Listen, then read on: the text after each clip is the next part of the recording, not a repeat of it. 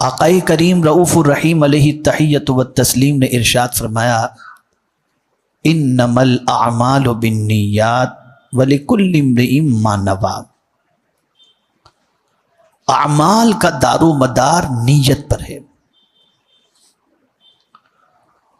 اور ہر بندے کو اس کے کام کا بدلہ اس کی نیت کے مطابق ہی عطا کیا جائے گا۔ اسی لیے عام طور پر عام انسانوں کی زبان پر بھی آپ یہ جملہ سنتے ہوئے نظر آئیں گے کہ جیسی نیت ویسی برکت۔ اور اسی لیے آپ دیکھیں کہ نماز سے پہلے بھی نیت رکھی گئی، روزے سے پہلے بھی نیت، حج، زکوٰۃ، ان ساری چیزوں میں نیت کا بڑا دخل ہے۔ نیت کسے کہتے ہیں؟ تو نیت ہے دل کے ارادے کا نام نیت ہے۔ آپ کوئی کام کیوں کر رہے ہیں؟ آپ کے دل میں وہ کام کرنے کا ارادہ جو پیدا ہوا ہے، جو آپ نے کام کرنے کا من بنایا ہے، تو آپ کی اس میں منشا کیا ہے؟ اگر آپ کی منشا اللہ کی رضا ہے تو اس کے مطابق آپ کو اجر ملے گا، اور اگر آپ کی منشا دنیا ہے تو پھر آپ کو دنیا کے مطابق اس کو دیا جائے گا، اور آخرت میں اس کا کوئی اجر نہیں ہوگا۔ اسی لیے صحابہ کرام علیہم الرضوان اپنی نیتوں کے بارے میں بڑے محتاط رہتے تھے، اور رسول گرامی وقار صلی اللہ علیہ وسلم نے ان کی حسن نیت ہی کی بنیاد پر یہ ارشاد فرمایا تھا کہ میرے صحابہ کا ایک مشت جو خیرات کرنا، یہ غیر صحابہ کا کوہ احد کے برابر سونا خیرات کرنا، یہ دونوں برابر نہیں ہو سکتا۔ اس لیے کہ غیر صحابی اگر کوئی کچھ کرتا ہے تو کہیں نہ کہیں اس میں دنیا کے دکھاوے کی نیت بھی ہوتی ہے، ناموری کی نیت بھی ہوتی ہے، شہرت کی نیت بھی ہوتی ہے، لیکن صحابہ کا کوئی کام دنیا کے لیے ہوتا ہی نہیں تھا۔ وہ جو کچھ کرتے تھے اللہ کی رضا کے لیے کیا کرتے تھے، اور جیسی نیت ویسی برکت کا لفظ عام طور پر انسان کی زبان پر جاری نہیں ہوا، یہ ایک پریکٹیکل زندگی کے اندر آپ دیکھیں گے۔ میں یہاں پر ایک واقعہ آپ کی سماعتوں کے حوالے کروں جس سے آپ یہ سمجھ سکیں کہ نیت کتنی اہم چیز ہوتی ہے۔ سلطان باہو رحمت اللہ تعالی علیہ بڑے عظیم صوفی بزرگ گزرے ہیں۔ ارشاد فرماتے ہیں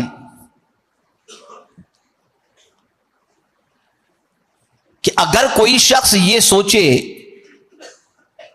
کہ بہت نہانے سے، غسل کرنے سے، پاک صاف رہنے سے اللہ مل جائے گا، تو فرماتے ہیں کہ مچھلی پانی ہی میں رہتی ہے، اس کو اللہ مل جانا چاہیے، وہ پانی ہی میں رہتی ہے۔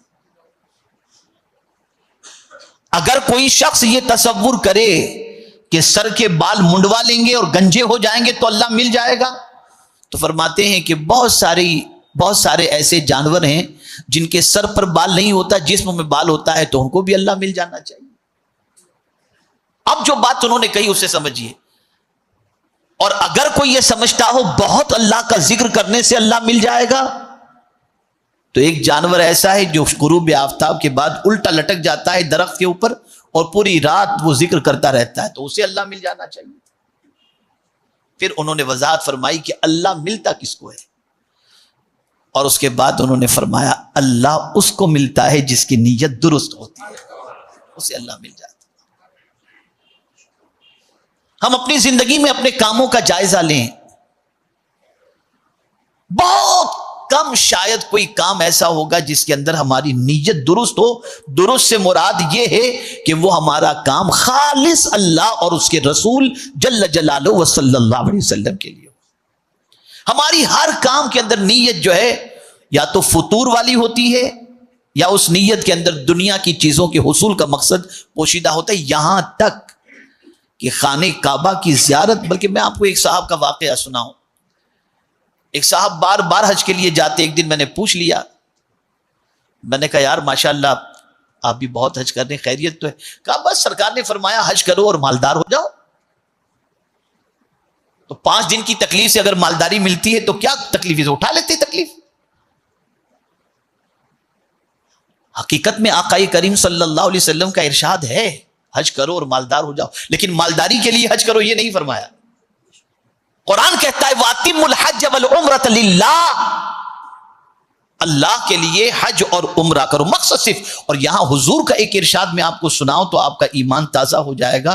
رسول گرامی وقار صلی اللہ علیہ وسلم نے ارشاد فرمایا جس نے میری زیارت کے علاوہ کوئی اور دل میں نیت نہ رکھ کر مدینے آیا، اس کی نیت کیا تھی؟ صرف میری زیارت، یعنی میری قبر کی زیارت، میرے آستانے کی زیارت، اس کے علاوہ کوئی اور نیت نہیں۔ سرکار فرماتے جو صرف اس نیت سے آیا قیامت میں وہ میرے پڑوس کے اندر ہوگا، قیامت میں وہ میرے پڑوس میں ہوگا۔ آقا کریم صلی اللہ تعالی علیہ وسلم کے دور پاک میں ایک صحابی مسجد کے دروازے پر ایک کھوٹا انہوں نے گاڑ دیا۔ کچھ دیر کے بعد دوسرے صحابی تشریف لائے، انہوں نے اس کھوٹے کو اکھاڑ کر کے پھینک دیا۔ صحابہ حضور کی خدمت میں حاضر ہوئے، عرض کرنے لگے یا رسول اللہ صلی اللہ تعالی علیہ وسلم، آپ کے ایک جانثار نے دروازے پر کھوٹا گاڑ دیا اور دوسرے نے آ کر اکھاڑ دیا۔ سرکار نے مراقبہ فرمایا، کچھ دیر کے بعد ارشاد فرمایا دونوں کو ثواب ملے گا۔ کیا فرمایا حضور نے؟ دونوں کو ثواب ملے گا۔ صحابہ حیرت میں پڑ گئے، ایک کا کام تو بڑا عجیب، کھوٹا گاڑنے کا کام، دوسرے کا نکالنے کا کام، دونوں کا اپوزٹ کام ہے نا، ایک کا لگانے کا کام، ایک کا اکھاڑنے کا کام، اور ثواب دونوں کو مل رہا ہے۔ تو صحابہ حیرت میں پڑ گئے، عرض کرنے لگے یا رسول اللہ صلی اللہ تعالی علیہ وسلم دونوں کو ثواب؟ سرکار نے فرمایا رکو۔ پھر دونوں صحابہ کو حضور نے بلایا، قربان جائیے میرے آقا کی نظر پر کہ سرکار دلوں کے حالات کو بھی جانتے ہیں اور نیت کو بھی جانتے ہیں، اسی لیے اعلیٰ حضرت کہتے ہیں اور کوئی غیب کیا تم سے نہاں ہو بھلا جب نہ خدا ہی چھپا تم پہ کروڑوں درود۔ سرکار دلوں کے حالات کو جانتے ہیں، اسی لیے فرمایا گیا مدینے میں جب تم جاؤ اور حضور کی بارگاہ میں حاضر ہو تو خیال رکھنا تمہارے دل کے ارادے کو بھی حضور دیکھ رہے ہیں۔ یہ سرکار کی شان۔ سرکار صلی اللہ علیہ وسلم نے دونوں صحابہ کو بلایا۔ پہلے صحابی جنہوں نے کھوٹا گاڑا تھا ان سے پوچھا سرکار نے صحابہ کے درمیان کہ تم نے یہ کھوٹا کیوں گاڑ دیا تھا؟ عرض کرنے لگے یا رسول اللہ صلی اللہ تعالی علیہ وسلم، آپ کے صحابہ مسجد میں تشریف لاتے اور کوئی اونٹ پہ سوار ہو کر آتا، کوئی گھوڑے پر سوار ہو کر آتا، کوئی کچھر پر سوار ہو کر کے آتا، اور اپنے جانوروں کو باہر یوں ہی چھوڑ دیتے اور نماز کے لیے اندر تشریف لے جاتے، لیکن جب نماز پڑھتے ہوتے تھے نا تو ان کے دماغ میں یہی خیال گھوم رہا ہوتا کہ اونٹ باہر ہوگا یا بھاگ گیا ہوگا، یہ ان کے دماغ میں خیال گھومتا رہتا تھا۔ تو سرکار میں نے سوچا کہ میں کھوٹا گاڑ دوں تاکہ لوگ اپنے جانور کو ادھر باندھ دیں، تو جب جانور بندھے ہوئے رہیں گے تو ان کا دل نماز میں لگے گا، تو میں نے اس نیت سے کھوٹا لگا دیا۔ رسول اعظم صلی اللہ علیہ وسلم نے صحابہ سے فرمایا میرے صحابیوں اب کیا خیال ہے اس کے بارے میں، اس کو ثواب ملے گا یا نہیں ملے گا؟ تو سارے صحابہ چیخ اٹھے یا رسول اللہ صلی اللہ علیہ وسلم بالکل ان کو ثواب ملنا چاہیے، ان کی نیت بڑی اچھی ہے، ثواب ملنا چاہیے۔ چلو اب یہ کام تو ہو گیا۔ اب سرکار صلی اللہ علیہ وسلم نے اس صحابی کو بلایا جنہوں نے کھوٹا اکھاڑ دیا تھا۔ آقا کریم صلی اللہ علیہ وسلم نے انہیں طلب فرما کر ارشاد فرمایا میرے صحابی انہوں نے کھوٹا لگایا اور تم نے کھوٹا اکھاڑ دیا، کیا وجہ تھی؟ تو اب صحابہ کو حیرت تھی کہ ان کا جواب کیا ہوتا ہے۔ اب وہ صحابی کہنے لگے یا رسول اللہ صلی اللہ تعالی علیہ وسلم نماز کے لیے آنے والوں میں نابینا صحابہ بھی تھے، تو میں نے سوچا کہ یہ کھوٹا گڑا ہوا رہے گا تو ٹھوکر لگ جائے گی تو کہیں گر جائیں گے نابینا صحابی تو ان کو تکلیف پہنچے گی، اس لیے میں نے کھوٹا اکھاڑ دیا۔ رسول اعظم نے صحابہ سے پوچھا بتاؤ ان کے بارے میں کیا خیال ہے؟ کہا حضور انہیں بھی ثواب ملے گا۔ تب میرے آقا نے فرمایا اللہ نیت کے مطابق اجر عطا فرماتا ہے، یہ دونوں کی۔ مجھے بہت کم شاید کوئی ایسا بندہ ملا ہو جو وظیفے پڑھتا ہو اللہ کی رضا کے لیے، تلاوت کرتا ہو اللہ کی رضا کے لیے، نماز پڑھتا ہو اللہ کی رضا کے لیے، مکہ جاتا ہو اللہ کی رضا کے لیے، مدینے جاتا ہو اللہ کی رضا کے لیے۔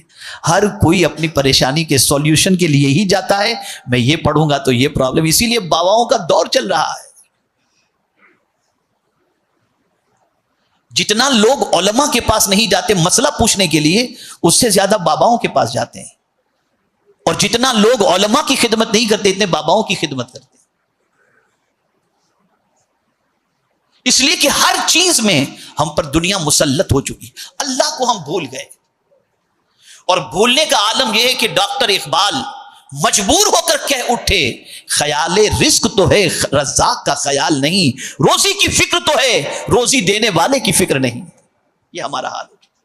ہمارا کوئی کام اللہ کے لیے نہیں رہ گیا، بلکہ یہاں تک کہ نماز جنازہ میں شرکت بھی اللہ کے لیے نہیں رہ گئی. چلو یار چل کر کے منہ دکھا دیں، اس کو لگے گا کہ میں بھی آیا ہوں. یہ حال ہو گیا. بیمار کی عیادت بھی اللہ کے لیے نہیں رہ گئی.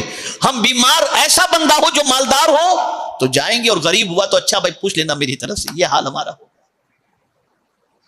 سب چیزوں میں نیت میں فطور. بے برکتی کی سب سے بڑی وجہ اور سب سے بڑا سبب ہماری نیت میں کھوٹ ہے.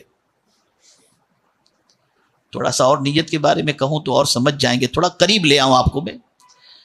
آج لوگ پیسہ لیتے ہیں تو اسی نیت سے کہ واپس لوٹانا نہیں. اتنا فطور نیت میں ہو گیا. کرائے کی جگہ لیں گے، کرایہ نہیں دینا، اور پھر شکایت کرتے ہیں برکت ختم ہو گئی. پہلے نیت تو ذرا دیکھ تیری کیا ہے. مجھے یاد ہے ایک صاحب مسجد نبوی شریف کے صحن میں نماز پڑھ رہے تھے، باہر کی سائڈ میں گنبد کے ادھر، اور بہت دور پڑھ رہے تھے. تو میں نے ان سے گزارش کی، میں نے کہا یار اندر آرام سے نماز پڑھو، وہاں سے گنبد بھی نظر آتا ہے، مسجد کے اندر بھی ہو کہ تھوڑا سا اچھا رہے گا. کہا نہیں، مجھ سے ملنے والے بہت سارے لوگ ادھر سے گزرتے ہیں نا، تو مجھے نماز پڑھتا ہوا دیکھ کر رک جائیں گے تو میری ان سے ملاقات ہو جائے گی. میں نے کہا یا اللہ یہ حال ہے. وہاں بھی اپنی فکر، وہاں بھی اپنی فکر. تو نیت کو درست کرو. اسی لیے امام عشق و محبت نے فرمایا آدمی نماز کے لیے جب جاتا ہے مسجد کے لیے تو پہلی نیت تو اس کی ہوتی ہے نماز پڑھنا، لیکن فرماتے ہیں کہ اور نیتیں ساتھ میں کر لیا کرو. میں اس لیے مسجد میں جا رہا ہوں کہ پہلی صف میں جگہ مل جائے تو مجھے اس کا ثواب مل جائے. میں اس لیے مسجد جا رہا ہوں کہ اللہ کے گھر کی زیارت کروں گا جس سے میرے قلب کو سکون نصیب ہو جائے گا. میں اس لیے مسجد جا رہا ہوں کہ راستے میں مسلمان بھائی مجھے ملیں گے تو میں ان کو سلام کروں گا. میں اس لیے مسجد جا رہا ہوں تاکہ جلدی پہنچ کر تحیۃ المسجد ادا کر لوں گا. میں اس لیے مسجد جا رہا ہوں کہ راستے میں کوئی سائل ملے گا تو میں اسے کچھ دے دوں گا. میں اس لیے مسجد جا رہا ہوں تاکہ کوئی بھٹکا ہوا انسان مل جائے تو اسے راستہ دکھا دوں گا. میں اس لیے مسجد جا رہا ہوں کہ کوئی پیدل جانے والا ہو تو میں اس کو اپنی سواری پر بٹھا کر کے لے جاؤں گا. فرماتے ہیں کہ اگر یہ نیتیں تم نے کر لی تو مسجد تو جا ہی رہے اور نماز تو پڑھو گی، اتنی نیتوں کے عوض میں اللہ اس کا ثواب بھی تمہیں عطا فرما دے گا. مولانا روم رحمت اللہ تعالی علیہ فرماتے ہیں کہ ایک شخص نے اپنا گھر بنایا تو روشن دان اس نے لگایا کہ نیت یہ تھی کہ یہاں سے روشنی آئے گھر کے اندر. پوچھا گیا اس سے کہ یہ روشن دان کیوں لگایا؟ اس نے صاف لفظوں میں کہہ دیا تاکہ روشنی آئے. کہا بے وقوف، اگر تو نیت کر لیتا کہ میں نے روشن دان اس لیے لگایا ہے تاکہ یہاں سے مجھے اذان کی آواز آئے تو روشنی تو آ ہی جاتی. اذان کی نیت سے روشن دان لگانے کا ثواب بھی اللہ تجھے عطا فرما دیتا. تو یہ ہے نیت. جتنی نیت پیور ہوگی اتنی برکتیں آپ کو نصیب ہوں گی، اور جہاں نیت میں کھوٹ سب بے برکتی ہی بے برکتی، پھر برکت نہیں آ سکتی. اور نیت ایسی چیز ہے، ہزار ہم دنیا کو بتاتے جائیں کہ میری نیت تو بہت اچھی تھی، اس سے نہیں چلے گا. آپ قدرت کے بارگاہ میں جواب دو. اسی لیے قرآن کی تحت قل ان تخفوا ما فی صدورکم او تبدوه یعلمہ اللہ ویعلم ما فی السماوات وما فی الارض واللہ علی کل شیء قدیر. میرے محبوب صلی اللہ علیہ وسلم آپ فرما دیجئے ان تخفوا ما فی صدورکم، جو کچھ تم نے تمہارے دل کے اندر چھپا کے رکھا ہے، یعنی تمہارے دل کا جو ارادہ ہے، وَإِن تُبْدُوهُ، اور جو کچھ تم ظاہر کر رہے ہو، کوئی جانتا ہو یا نہ جانتا ہو، اللہ جانتا ہے. وَيَعْلَمُ مَا فِي صُدُورِكُمْ، جو کچھ تمہارے دل میں ہے اسے اللہ جانتا ہے. اور صرف دل ہی کی بات کو نہیں جانتا، وَيَعْلَمُ مَا فِي السَّمَاوَاتِ وَمَا فِي الْأَرْضِ، جو کچھ آسمان میں ہے وہ بھی جانتا ہے، اور جو کچھ زمین میں ہے وہ بھی اللہ جانتا ہے. اس سے کوئی چیز چھپی ہوئی نہیں، کوئی چیز چھپی ہوئی نہیں. تو جب کوئی چیز اس سے چھپی نہیں، اس لیے نیت کو درست کرو. محدثین فرماتے کہ اس ایک حدیث کے اندر ایک تہائی اسلام موجود ہے. اسی لیے امام بخاری رحمت اللہ تعالی علیہ نے پہلی حدیث جو اپنی کتاب کے اندر بخاری شریف کے اندر درج فرمائی، نقل فرمائی، وہ یہی حدیث ہے۔ بلکہ امام غزالی رحمت اللہ تعالی علیہ نے اپنے بیٹے کو جب نصیحت فرمائی تو آپ نے فرمایا میں نے 4,00,000 حدیثوں کا نچوڑ 4 حدیثوں کے اندر جمع کیا ہے، ان میں سے پہلی حدیث امام اعظم ابو حنیفہ رحمت اللہ تعالی علیہ نے فرمایا وہ انما الاعمال بالنیات، جیسی نیت۔ اب ایک واقعہ آپ کو سناؤں گا تو اس سے مزید نیت کی اہمیت آپ کی سمجھ میں آ جائے گی۔ ایک بادشاہ تھا، وہ گرمی کے موسم کے اندر کہیں سیر و تفریح کے لیے نکلا، تو نکلتے نکلتے بہت دور نکل گیا، وہ بہت دور نکل گیا، اسے پیاس لگی تو اسے خیال تھا کہ کہیں سے کوئی شربت مل جائے تو اچھا ہو جائے، تھوڑی سی راحت مل جائے۔ اس میں ایک انار کا باغ اسے نظر آ گیا، اس نے خدام سے کہا کہ باغ کی طرف سواری کو لے چلو، باغ کی طرف لے کر کے گئے، باغ کے مالک کو بلایا گیا، باغ کا مالک دوڑتا ہوا آیا، بادشاہ نے کہا کہ بھئی ایک اچھا سا شربت بنا کر انار کا مجھے پیش کیا جائے۔ اس کی خوش نصیبی، وہ سوچا کہ چلو بادشاہ آج ہمارے یہاں مہمان، وہ گیا اور جا کر کے انار کا لبالب بہترین جوس تیار کر کے لا کر بادشاہ کو دیا۔ اب بادشاہ نے جب پیا تو ایک دم خوش ہو گیا، فریش ہو گیا، ایک دم فریش ہونے کے بعد اس نے کہا کہ بھئی ایک اور مجھے جوس کا گلاس پیش کیا جائے۔ اب وہ شخص بادشاہ، وہ باغ کا مالک جیسے ہی دوسرا جوس تیار کرنے کے لیے نکلا تو بادشاہ کی نیت خراب ہو گئی۔ اب نیت کیا خراب ہوئی؟ بادشاہ کی نیت یہ ہوئی کہ یار اس باغ کے انار بڑے اچھے، کتنا اچھا جوس تھا، یہ باغ خرید لینا چاہیے اپنے کو، نیت خراب ہو گئی۔ اب اسی درخت کے انار کا جوس نکال کر جب بادشاہ کو دوبارہ اس باغ کے مالک نے پیش کیا تو ایک دم جوس کھٹا نکلا۔ اب بادشاہ پیا، بولے شاید درخت بدل گیا، یہ وہی درخت کا انار نہیں ہے، یہ لگ رہا ہے کہ دوسرے درخت کا انار کا جوس تم نے لا کر کے پیش کیا ہے۔ کہا نہیں بادشاہ سلامت، اسی انار کا درخت، اسی درخت کا انار ہے، جس درخت کے انار کا جوس پہلے میں نے آپ کو نکال کے دیا تھا، اسی درخت کے انار کا جوس ہے، لیکن شاید اس میں کھٹاس اس لیے پیدا ہو گئی کہ آپ کی نیت میں گڑبڑ کچھ ہو گئی۔ تو جہاں نیت خراب ہوئی بے برکتی شروع۔ نیت اچھی تھی، پھل اچھا تھا، نیت بگڑی، پھل بگڑ گیا۔ آج جو کچھ بھی پوری دنیا کے اندر مسلمانوں کے ساتھ، انسانوں کے ساتھ ہو رہا ہے، سب کی نیتوں میں الا ماشاءاللہ فطور فطور اور فطور ہے۔ اللہ کے لیے کوئی کام رہ نہیں گیا۔ موت، میت سے لے کر بیماری تک، عبادت سے لے کر عمرہ حج تک، سب چیز کے اندر صرف اور صرف الا ماشاءاللہ نیت کے اندر کھوٹ کے علاوہ اور کوئی چیز نظر نہیں ہے۔ اس لیے سرکار صلی اللہ علیہ وسلم کی بارگاہ میں ام المؤمنین حضرت عائشہ صدیقہ رضی اللہ تعالی عنہ فرماتی ہیں، عرض کرتی ہیں کہ سرکار صلی اللہ علیہ وسلم نے فرمایا کہ ایک قافلہ آئے گا جو کعبے پہ حملے کی غرض سے آئے گا، میلہ لگا ہوگا، اللہ تعالیٰ ان سب کو دھنسا دے گا۔ تو ام المؤمنین حضرت عائشہ صدیقہ رضی اللہ تعالی عنہ عرض کرتی ہیں سرکار وہاں میلے کے اندر تو بہت سارے لوگ دکان لگا کر بیٹھے ہوں گے کاروبار کرنے کے لیے، ان کا تو کعبے پر حملے کا کوئی ارادہ نہیں تھا، ان کو کیوں دھسا دیا جائے گا؟ سرکار نے فرمایا اس وقت ان کو دھسا دیا جائے گا، لیکن جب قبر سے وہ اٹھیں گے تو اپنی نیتوں کے مطابق اٹھیں گے اور اسی کے مطابق ان کے ساتھ فیصلہ کیا جائے گا۔ یہ ہے نیت۔ ہم تو کہہ دیتے ہیں منہ میرا کعبہ شریف کی طرف واسطے اللہ تعالیٰ کے، اور گھومتے ہوتے ہیں حساب کتاب کے اندر اور ٹائم پاس کرنے کے اندر۔ بس ایک آخری بات عرض کر دوں، جو لوگ نماز میں ادھر ادھر دیکھتے ہیں، نماز میں ادھر ادھر دیکھتے ہیں، اللہ عز و جل ارشاد فرماتا ہے میرے بندے مجھ سے بھی کوئی اچھا ہے جس کی طرف تو دیکھ رہا ہے؟ کوئی مجھ سے اچھا؟ آپ تو کہتے ہو منہ میرا کعبہ شریف کی طرف واسطے اللہ تعالیٰ کی، اور دھیان پورا بھٹکا ہوا ہے۔ ارے دعا کے اندر ہم دیکھتے ہیں،